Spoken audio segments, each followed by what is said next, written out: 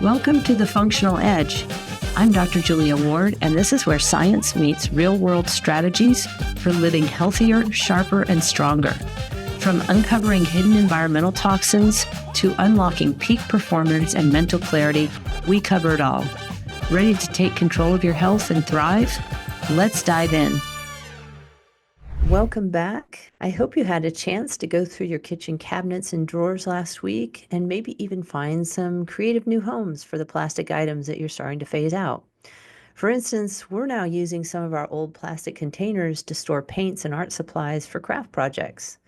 Small steps like that really do add up. So this week, we're stepping out of the kitchen and into the bathroom to take a closer look at personal care products. Things like shampoo, deodorant, sunscreens, and nail polish. And I want to acknowledge something right away. This topic can feel overwhelming. If you've ever picked up a bottle of lotion or foundation and tried to make sense of the ingredient list, you're definitely not alone if you felt like you needed a chemistry degree just to understand it. It's easy to feel confused or even guilty for using everyday products, but I promise by the end of today, you'll feel much more empowered. You'll know what to look for, what to avoid, and how to start making simple, stress-free swaps that support your health. The good news is you don't need to be a detective or have a PhD in chemistry to make healthier choices. And you definitely don't need to memorize every single ingredient on a product label. That would be overwhelming for anyone. Instead, we'll focus on a few key ingredients that are both common and concerning, the ones that show up most often in personal care products and have the strongest links to health issues. Once you know how to spot these red flags, you'll be able to make confident, informed decisions without getting lost in the fine print. This week, we'll look at exposures we get primarily through absorption and inhalation. Before we dive into ingredients, let's take a moment to talk about why this conversation even matters. Most people assume that a product is sitting on a store shelf, especially one we put on our skin or use on our kids. It must have been thoroughly tested and approved by some government agency to make sure it's safe. But unfortunately, here in the US, that's just not the case. The personal care industry is surprisingly underregulated, and many products go to market without any required safety testing. That means it's largely up to us, the consumers, to pay attention to what we're using and why education like this is so important. So let's take a minute to talk about how cosmetics are regulated in the US, because it tends to surprise people. The first federal law on this topic was the Food, Drug, and Cosmetic Act, passed all the way back in 1938. Under that law, the FDA defined cosmetics as anything applied to the body for cleansing, beautifying, or altering appearance, so things like lotion, shampoo, makeup, deodorant, and perfume. But here's the key thing. The law wasn't really about ingredient safety. It was mostly designed to prevent contamination and ensure accurate labeling. And while the FDA often gets criticized for not doing more, the reality is that Congress never gave them the authority to regulate cosmetic ingredients. So for over 75 years, the FDA has been working with outdated rules and limited power, until very recently. More on that coming up. For decades, the FDA placed the responsibility for product safety squarely on the shoulders of manufacturers, but without actually requiring them to prove anything. Companies were expected to ensure the safety of their own products and ingredients, yet they weren't obliged to share any of that safety data with the FDA, even if the FDA asked for it. This is what I like to call the trust us, it's safe loophole. In fact, the FDA's own website states, companies and individuals who manufacture or market cosmetics have a legal responsibility to ensure the safety of their products. Neither the law nor FDA regulations require specific tests to demonstrate the safety of individual products or ingredients. Also, the law does not require cosmetic companies to share their safety information with the FDA. What that really means is, aside from color additives, cosmetic ingredients can be used in products without any FDA approval at all. To date, the FDA has banned or restricted 33 ingredients for use in personal care products. Some of these date back to 1938. More recent additions to this list include asbestos and talc in the 1970s, although in reality this is still very much a problem, red dye number 3 in the 1990s, and more recently, triclosan and 18 other antibacterial ingredients were banned. but only in soaps and hand sanitizers, so they can still be found in cosmetics. And lastly, microbeads due to their environmental impact. In contrast, Canada has banned or restricted around 600 ingredients, and the European Union over 1,400. While progress on cosmetic safety has been incredibly slow, there's finally a reason to be hopeful. At the end of 2022, Congress passed the first major update to the cosmetics regulation since 1938, called the Modernization of Cosmetics Regulation Act, or MOCRA. Is it perfect? No. It doesn't ban all harmful ingredients or solve every issue, but it's a meaningful step in the right direction. For the first time, companies are now required to report serious adverse events to the FDA, things like severe rashes, burns, or even cases of blindness. Unfortunately, long-term risks like hormone disruption or cancer still aren't covered under the definition, but at least we're starting to build a foundation. MOCRA also now requires companies to register their products and ingredients with the FDA. It's hard to believe, but until now, there was no national system tracking what's actually in the cosmetics we use. Some states, like California, had stricter rules, but now that kind of transparency is being applied nationwide. Another big shift: companies must now substantiate the safety of their ingredients, meaning they need real data to prove that their products are safe at the levels used. That's a big departure from the old grandfathered in approach. Consumers also get more transparency as companies must now disclose fragrance allergens and list ingredients in professional salon products, something that wasn't required before. And maybe the biggest change? The FDA has finally the authority to issue mandatory recalls for unsafe products instead of relying on companies to do it voluntarily. These updates were set to go into effect by the end of 2023, so we're just beginning to see how they'll be implemented. That said, MOCRA still doesn't ban many of the problematic ingredients found in everyday products, which brings us to what we'll cover next. Let's start by briefly talking about our skin, where the majority of these products are being applied. Our skin is technically our largest organ, clocking in at 16% of our body weight. It helps protect us from bacteria, UV radiation to a point, and many other things. Many people will say our skin is like a sponge, but it's not. You've probably seen this claim on online or social media. It only takes 26 seconds for the chemicals in your personal care products to enter your bloodstream. It sounds dramatic and concerning, but it's not actually true. While it's absolutely worth paying attention to what we put on our skin, this statement oversimplifies a very complex process. The truth is that some ingredients can be absorbed through the skin, but whether they make it into the bloodstream depends on many factors, like the size and structure of the chemical, whether the product contains ingredients that help it penetrate the skin, and even the condition of your skin itself. Things like hydration, skin integrity, and environmental humidity can play a role. So yes, some absorption can happen, but not everything we apply ends up in our bloodstream, and certainly not in 26 seconds.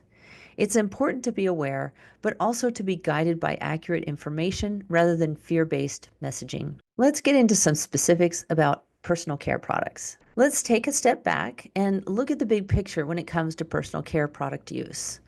Almost 20 years ago, the Environmental Working Group, or EWG, did a survey of over 2,300 people and found something pretty eye-opening. The average adult uses 9 personal care products a day, containing around 126 different chemical ingredients. For women, that number's even higher. On average, 12 products a day with about 168 unique ingredients. And 25% of women were using 15 or more products daily. Men were lower, averaging around 6 products a day, but still that adds up. Now, think about your typical morning routine: toothpaste, face wash, shampoo, conditioner, body wash, lotion, deodorant, makeup, sunscreen. It adds up fast, and that's before you've even left the bathroom. Now, as I mentioned in week 1, not all chemicals are bad. And no, not all of those 168 ingredients are harmful. But there definitely are some in the mix that we should be concerned about, and that's what we're going to focus on today. We'll go through a few key categories of personal care products, highlight the main ingredients of concern, and then talk about better alternatives that you can use instead. There are literally hundreds of products out there, but the good news is that many of them use the same common ingredients. So by learning a few key ones to avoid, you can make better choices across the board. Let's start with one of the biggest offenders when it comes to hidden chemicals: fragrance or perfume. You'll find it in almost everything: personal care products, household cleaners, air fresheners, candles, detergents, basically anything that smells like something. Here's the issue: there are over 3,000 different chemicals that fragrance chemists can use to create a scent. Some of them are synthetic, some are natural, but here's the important part: natural doesn't always mean safe. Just think about it. Lead, arsenic, and asbestos are all natural substances, and we definitely don't want those in our products. Many fragrance ingredients have been linked to things like allergies, respiratory irritation, headaches, and even migraines. And right now, companies don't have to tell us what's in their fragrance blends. They're considered trade secrets, so they can just list fragrance on the label and leave it at that. There's some progress, though. In California, a law passed in 2020 now requires disclosure of certain fragrance chemicals under the MOCRA, under MOCRA. Companies will need to start disclosing fragrance allergens too. And in Canada, there's legislation being considered that would ban the generic term fragrance altogether. Companies would have to actually list out the ingredients they're using. And this really matters. A 2009 survey found that nearly 30% of people in the US reported some kind of fragrance sensitivity. That's a huge portion of the population dealing with irritation or symptoms from everyday products. There are 26 known fragrance allergens as identified by the European Union Cosmetics Directive. It's important to note that many of these allergens are natural compounds and can also be found in essential oils. The bigger concern, though, is with phthalates, a class of chemicals, some of which are used as a fixative in fragrance mixtures and to help the fragrance last longer. Phthalates have been measured in over 95% of the population, and according to the CDC, adult women have higher levels than men, specifically for the phthalates used in personal care products. As we mentioned last week, we can also be exposed to phthalates via food packaging, in particular soft plastics. Let's talk about phthalates, one of the most heavily studied chemical groups in the consumer products. The reason there's so much research on this item is simple. They're everywhere, and and the most science is pretty clear. Edit this, please. Let's start again at slide 18. So let's talk about phthalates. The reason there's so much research on them is simple. They're everywhere, and the science is pretty clear. Most phthalates are well-known hormone disruptors, and decades of studies have linked them to a wide range of health issues. These include early puberty in girls, breast cancer, male birth defects, metabolic disorders like diabetes and obesity, thyroid dysfunction, PCOS, endometriosis, allergies, asthma, and even developmental delays in children. They've also been associated with decreased testosterone in women and worsened menopausal symptoms like hot flashes. The tricky part is you won't see phthalate listed on an ingredient label. That's because they're often hidden inside fragrance formulations, which are considered proprietary and protected trade secrets. So when you see the word fragrance on a label, there's a good chance that phthalates are lurking there, unless the product specifically says it's phthalate free. And even then, that label doesn't necessarily mean it's free of other hormone disruptors or allergens. It's definitely a proceed with caution situation, especially if you're trying to reduce your overall toxic burden. Now let's talk about parabens. Like phthalates, parabens aren't just a single ingredient. They're a whole group of chemicals used as preservatives to keep products like lotions, shampoos, and makeup from growing bacteria or mold. And while that function is important, there's a catch. Parabens are also well-known endocrine disruptors, meaning they can interfere with our hormone systems. They're incredibly common. found in an estimated 75 to 90% of personal care products. While the amount in any one item is small, usually between 0.01% and 0.3%, the real issue is cumulative exposure. Most of us use multiple products every day: shampoo, conditioner, deodorant, lotion, sunscreen, makeup, and those small doses add up quickly. Our endocrine system is highly sensitive to even tiny amounts of hormones, so low dose exposure from multiple sources matter. Parabens have been detected in semen, menstrual blood, breast tissue, breast milk, umbilical cord blood, and urine, which tells us that they're circulating throughout the body. Parabens in 100% of urine samples from pregnant women in the US. Edit that, please. In fact, in one study, the parabens were found in 100% of the urine samples from pregnant women in the US. That's why researchers and health advocates are paying such close attention, because these exposures are consistent, cumulative, and happening during some of the most sensitive stages of life. Parabens have been linked to a number of health concerns, including the proliferation of breast cancer cells with interference with breast cancer treatments like tamoxifen. They've also been associated with allergies, asthma, thyroid issues, infertility, and metabolic conditions such as insulin resistance, obesity, and type 2 diabetes. While more research is always unfolding, the existing evidence makes a stronger case for minimizing regular long-term exposure. The good news is parabens are actually pretty easy to spot on the ingredient labels, if you know what to look for. Just scan for any word that ends in paraben.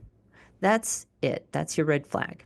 If you see it, it's a good idea to put the product back and choose a cleaner option. And here's a quick reminder. Phthalates and parabens are two of the most common and the most concerning chemical groups in personal care products. Even if you did nothing else but avoid those, you'd already be taking a big step toward lowering your daily toxic load. But we're not stopping there. Next, we'll cover a few more ingredients that tend to pop up in specific types of products, so you can get even more strategic about what you want to avoid. We'll start with sunscreen. Let's talk about sunshine, because we actually need it. Sunlight is essential for vitamin D production, and it plays a big role in our physical and mental health. Getting outdoors and soaking up the sun safely can support everything from our mood to our immune system. That said, too much UV exposure can definitely be harmful. Most of us have experienced this firsthand.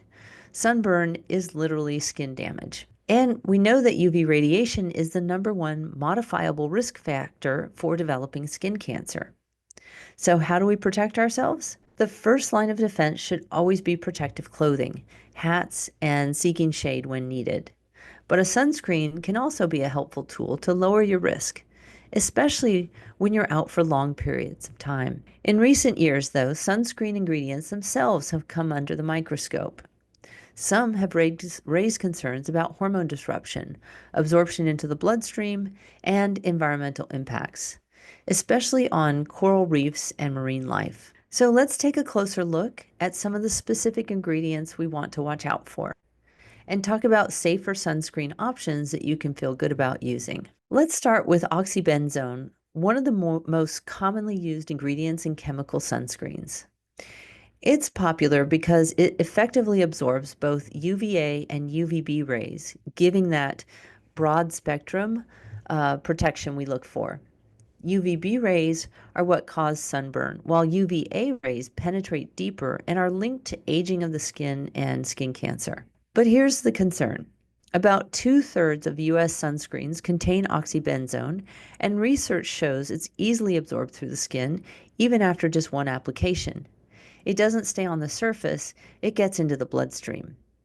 Oxybenzone is a known endocrine disruptor, meaning it can interfere with hormone function, and it's even been detected in breast milk. Studies have also linked it to reduced semen quality, other reproductive issues, and allergic skin reactions. Because of these risks, the American Academy of Pediatrics recommends avoiding it in children's sunscreens. And beyond human health, it's also a threat to marine life. Hawaii has banned oxybenzone due to its role in coral bleaching. So while it works for sunscreen, for sun protection, there are much safer, more sustainable alternatives worth choosing instead. Another chemical sunscreen ingredient to keep an eye on is octinate. Edit that, please. Slide 25. Another chemical sunscreen ingredient to keep an eye on is octinoxate. Like oxybenzoin, it's commonly used, and it has also raised concerns about endocrine disruption, especially when it comes to its potential effects on the thyroid. And just like oxybenzone, octinoxate has been linked to coral bleaching, which is why it's also banned in places like Hawaii to help protect marine ecosystems.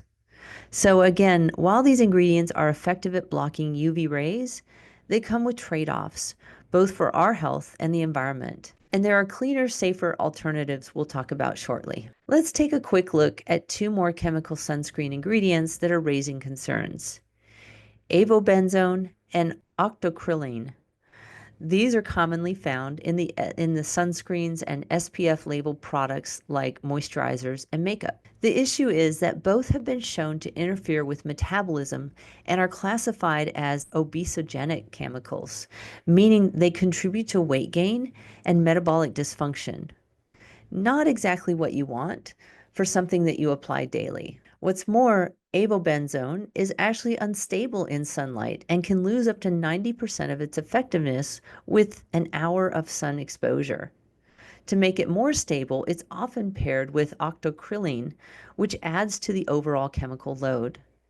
So while they may technically help with sun protection, they come with trade-offs in both health impact and performance. We'll definitely be talking about safer sunscreen options a little later, but I want to quickly flag something important about spray sunscreen, regardless of the ingredients that they contain. Sprays might seem super convenient, especially for kids or hard to reach areas, but they come with a few serious concerns. First, there's the issue of inhalation. When you spray a sunscreen, you're not just coating your skin, you're also breathing in those particles, which can include potentially harmful chemicals.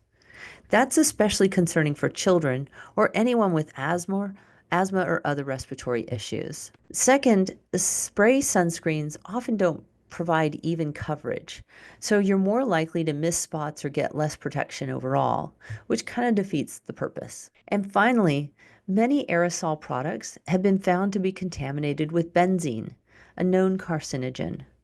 That's something that no one wants in their sunscreen. Now, of course, there are exceptions.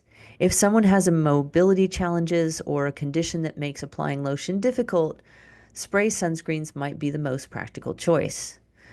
But for most people, it's best to stick with lotions or mineral sticks instead. Before we move on, I want to clear up a common myth you may see online: the idea that sunscreen causes cancer, not the sun. This reality is that cancer is complex and rarely caused by one single thing. But we do know that excessive UV exposure is a well-established major risk factor for skin cancer. In fact, it's considered the most important modifiable risk factor, meaning it's something we can actively reduce. Everyone's skin is different, and you know what works best for yours. Keep in mind that shade, clothing, and hats offer excellent protection, sometimes even better than sunscreen. And here's an important reminder: if you're out in the sun and don't have access to a clean sunscreen, it's okay to use whatever's available. Occasional chemical exposure isn't what drives long-term health.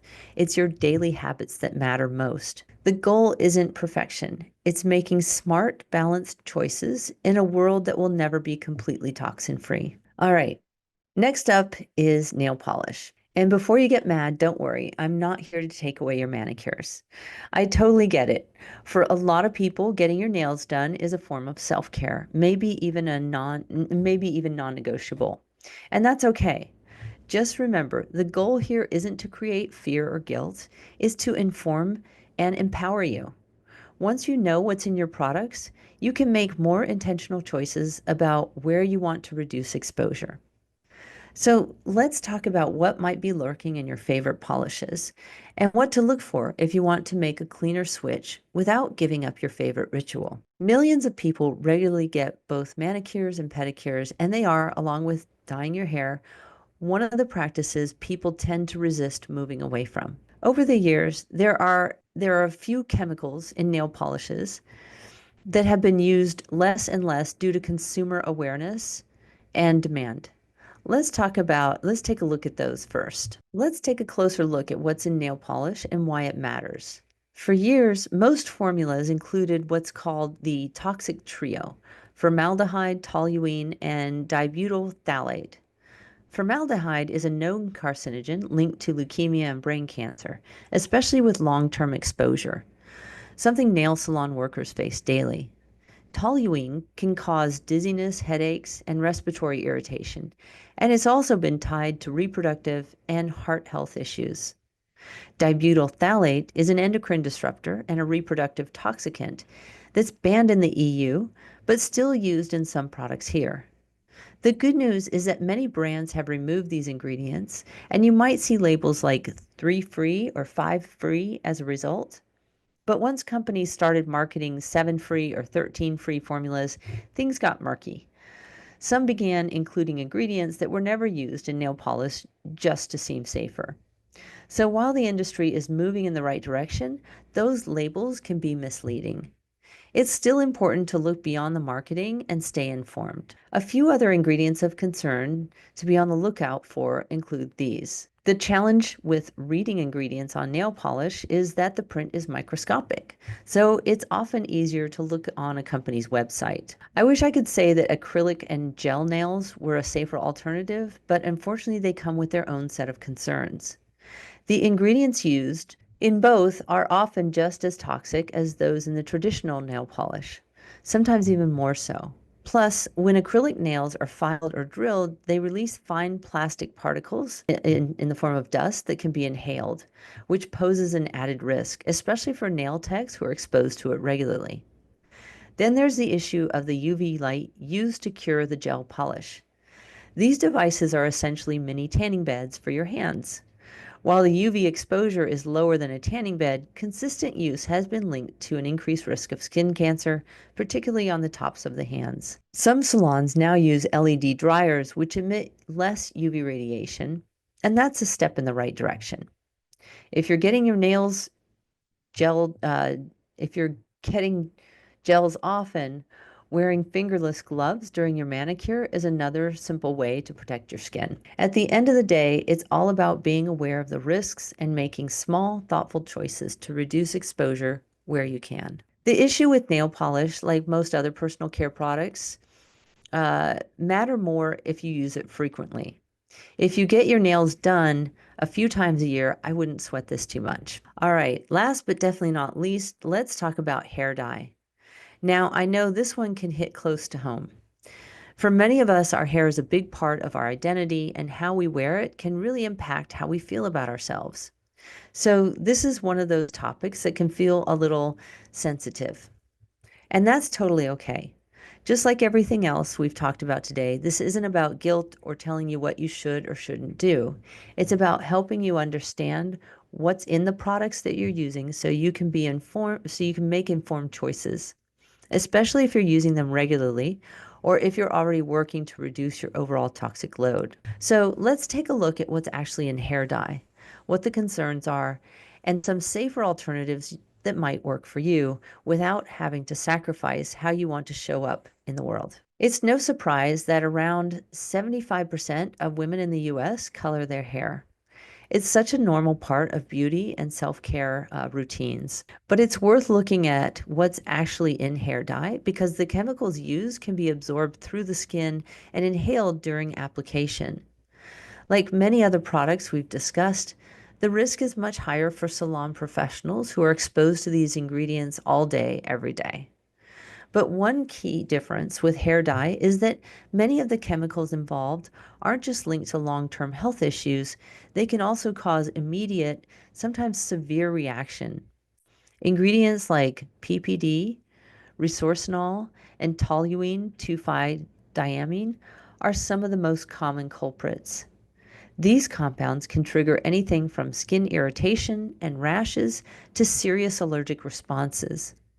So, even though hair coloring is so common, it's important to understand the risks, especially if you color your hair often or work in an environment where exposure is frequent.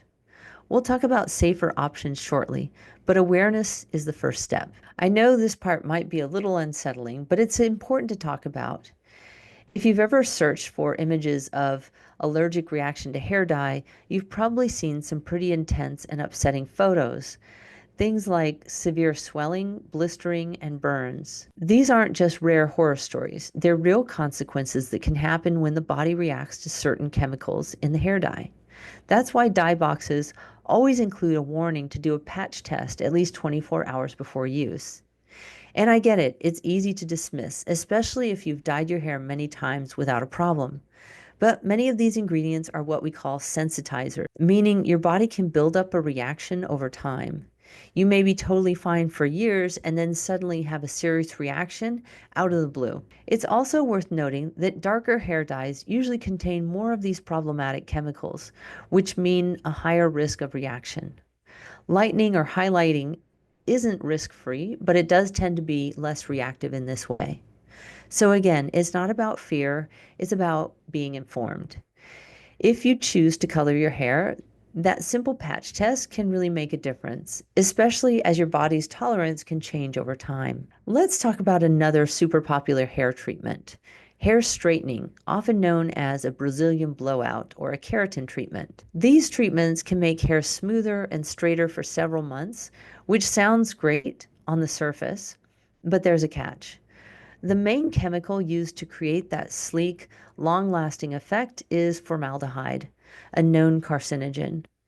And while salon professionals face the greatest risk to repeated exposure in enclosed spaces, clients aren't in the clear either, especially during the application process when heat is used and chemical vapors are released.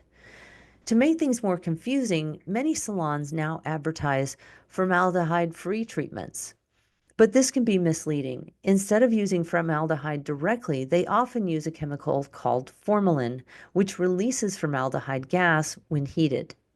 So you're still being exposed just through a different route. It's a lot like the marketing tricks we've seen with the BPA-free plastics or PFOA-free cookware, where the replacement chemical behaves the same way under certain conditions. The American Cancer Society even notes how formaldehyde can hide under different names on labels, making it tough to spot. So, if you're considering a treatment like this, it's worth weighing the short term aesthetic benefits against the potential long term health risks, especially if you're doing them frequently. And here's where it gets especially important to pay attention because because of the formaldehyde and the other hormone disrupting chemicals in these hair straightening treatments, researchers have found a link between frequent use and an increased risk of certain hormone related cancers in women. In fact, a study that came out in late 2022 found that women who use chemical hair straighteners 4 or more times a year had more than double the risk of developing uterine cancer compared to women who didn't use them. That's pretty significant finding, and one that adds to a growing body of research showing that what we put on our bodies can absolutely affect what's happening inside our bodies. So, again, this isn't about fear, it's about being informed, especially if these treatments are something you're using regularly or have in your routine. Okay, deep breath. I know that was a lot of heavy information to take in, but remember, the whole point of this course is not to overwhelm you. It's to empower you with simple, practical steps you can take to reduce your exposure. So let's shift gears and talk about what you can actually do. We started this session by looking at phthalates and parabens, two of the most common endocrine disrupting chemicals found in everyday personal care products. They're in everything from shampoo and lotion to makeup and deodorant. But here's the good news. They're also some of the easiest ingredients to spot and avoid once you know what to look for. Let's walk through some realistic, manageable swaps and habits that can make a big difference over time. If you only make one change after everything we've covered, let it be this. Aim to go fragrance-free and phthalate-free in as many products as possible. The reason this matters so much is because fragrance on a label often acts as a loophole for phthalates to sneak in. It's not a guarantee that they're present, but it's a strong clue. By avoiding products that list fragrance, you're already cutting out a major source of daily exposure. If you see phthalate free on a label, that's a good sign. It means the company is paying attention and making safer choices. Sometimes you'll see both phthalate free and fragrance listed, which usually means they're using a phthalate free fragrance blend. These can still cause allergic reactions for some, but if you're not sensitive and want a lightly scented option, it can be a reasonable middle ground. As always, it's not about being perfect. It's about making informed, healthier choices that feel realistic and sustainable for you. We also want to aim for paraben-free products whenever possible. Now, just a quick reminder, parabens are preservatives, and preservatives aren't inherently bad. In fact, they serve an important role. They help prevent bacteria and mold from growing in your products, especially anything that contains water. So we do want some kind of preservative in there. We just want to choose better ones. When you're reading labels, keep an eye out for the common parabens we talked about earlier, anything ending in the word paraben. And instead, look for alternative preservatives that are considered safer and less likely to disrupt hormones. We'll go over a list of options next, so you'll know exactly what to look for. Okay, finally, some good news. Both phthalates and parabens are considered non-persistent chemicals, which means they don't stay in your body long term or build up over time like some other toxins. So when you reduce your exposure, your body actually starts clearing them out pretty quickly. And the research on this is really encouraging. One study published in early 2023 looked at healthy women with no history of breast cancer, but who had elevated breast cancer markers. After just 28 days of avoiding personal care products that contain phthalates and parabens, those markers returned to normal. That's a big deal. The researchers even suggested that reducing exposures to these ingredients could be a biologically plausible prevention strategy for breast cancer. So this is where we move from focusing on what's wrong to what's possible. Because small changes can make a meaningful difference, often faster than we think. When it comes to choosing a safer sunscreen, there are a couple of key things to keep in mind. First, opt for lotion-based sunscreens instead of sprays or aerosols. Even if the ingredients are clean, sprays carry risks like inhalation and often don't provide reliable coverage.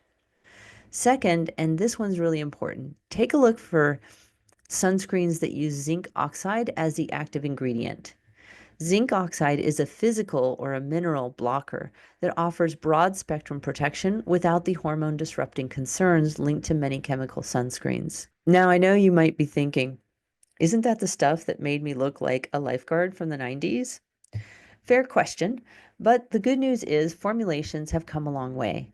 While zinc sunscreens used to be thick, chalky, and leave a white cast, newer versions are much more wearable, smooth, lightweight, and even suitable for darker skin tones. So you can get excellent protection without feeling like you've smeared toothpaste on your face. Just like with other personal care products, there are now safer options for nail polish too. One of the best alternatives is a water-based nail polish. It's especially great for kids who love to paint their nails, and while it can be a little harder to find and take a bit more effort to remove, it's a great way to avoid the more toxic ingredients altogether. Another fun option that's gained popularity is nail stickers. They're easy to apply and likely less toxic than traditional polish. But since we don't have much long-term research on them yet, they're best used in moderation. Think of them as a yellow light product. And of course, the cleanest option from a toxin standpoint is going polish free. You can still enjoy manicures and pedicures by choosing a natural look or getting your nails buffered instead. Buffing gives your nails a smooth, glossy shine without using any chemicals at all. And it's a great way to keep them looking healthy and well cared for. When it comes to hair color and texture, the safest choice is to simply embrace your hair's natural beauty, whatever that looks like for you. And yes, that includes going gray. In fact, gray hair has become so trendy that younger people are now dyeing their hair silver on purpose. Just search hashtag gray hair on Instagram and you'll see 20 and 30 somethings proudly rocking silver strands. So if you're going gray naturally, you're actually ahead of the trend. That said, if you still want to color your hair, that's totally understandable, and there are safer alternatives. One option is henna, a natural plant-based dye that's been used for centuries. It can be a great non-toxic choice, but it does have limitations. Its color range is narrow, it can be messy, and some products are mixed with PPD, the same harsh chemical found in conventional dyes. Always read labels carefully. Another option is a product called hair print, which isn't technically a dye. It's a color restorer made with a non-toxic, biocompatible ingredients. It was developed by a chemist who's lost his son to cancer, which he believed was linked to chemical exposures. And that personal story led him to create something safer. Hair print works best for brown and black hair. And while the application can be a little messy, many users feel it's worth the effort. And if you're looking into straightening your hair, the safest method is a mechanical, like a flat iron, rather than chemical straighteners, which carry far more health risks. Before we wrap up, I want to share a really helpful resource called Clearia. It's a US-based app and browser extension that scans product ingredient lists for potentially harmful chemicals and explains exactly what the concerns are. Even if you're not familiar with the ingredient names, Clearia does the detective work for you, making it so much easier to avoid questionable products and make safer choices with confidence. And that is the end. I will see you next week. Thank you for joining me on The Functional Edge. I hope today's episode gave you fresh insights and practical tools to level up your life.